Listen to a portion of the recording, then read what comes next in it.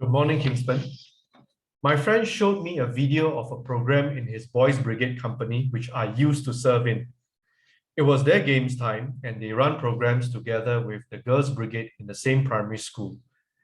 As I watched the video, I experienced a sense of nostalgia. I wonder if it is a function of my age, but I was very sure that I no longer have the energy to play those games now. Even when I was serving in that company, whenever they had camps, I would make it a point to stay for the entire day's activity, but go home to sleep on my own bed at night. I was in my mid-30s then. I don't understand now why I used to enjoy camps. In our local weather, sleeping in tents was not fun because there was no aircon. The ground was hard and I had to live with dampness and humidity inside the tent. If I have to have camps which involve tents, I usually set my tent up but sleep outside at night. I even have a nickname for the children who participate in such activities. I called them two-legged nuclear reactors, in that they never seem to run out of energy. One camp, we were having games that involved chasing each other around a playground. I don't remember what game it was or why we had to chase each other around, but I remember that when the activity was over and the officers and helpers went out for fellowship over a meal, we were all too exhausted to talk. We were simply eating and staring into space. Sometimes the work in this ministry can be rewarding, especially when the girls and boys graduate from primary school and return as volunteers. We see that their lives had changed for the better.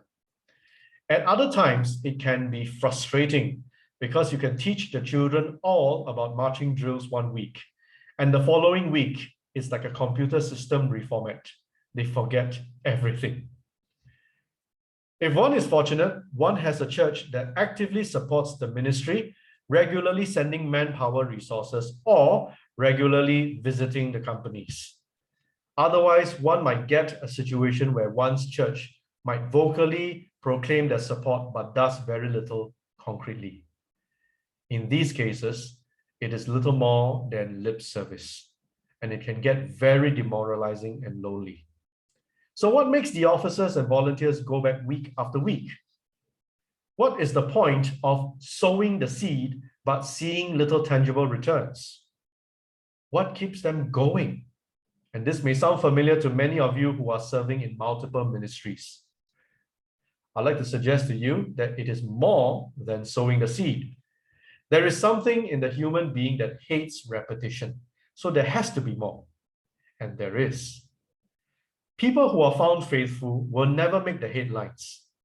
They will seldom be recognized except either in times of crisis, and you can think about the support that we show to our healthcare workers, or when these people are not around.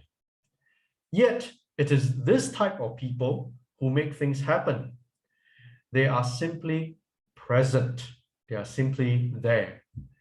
The officers and volunteers in the BB and GB companies I talked about understand that at the end of the day, it is not the programs they run.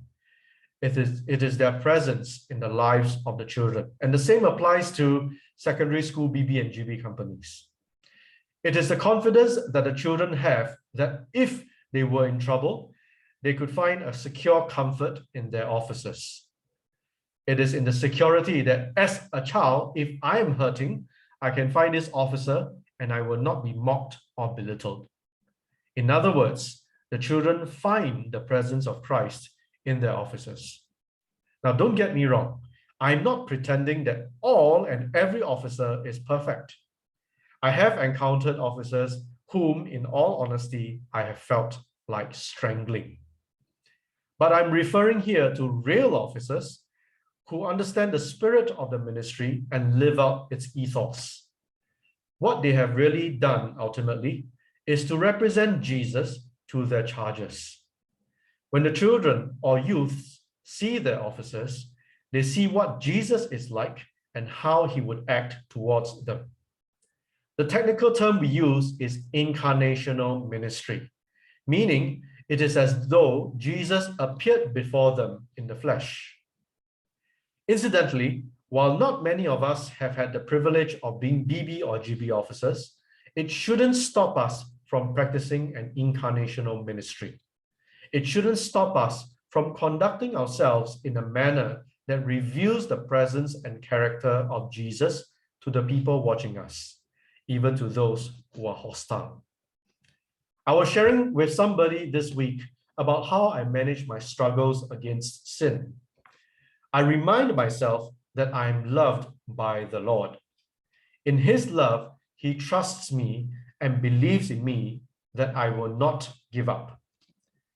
The knowledge that I can always run to him when I'm hurt and I would face no condemnation, that he would never stop loving me, emboldens me and gives me fresh determination to fight against sin in order that I might face him and find that he is pleased with me or even proud of me. In that moment, I would have fulfilled his trust in me. What an awesome thought.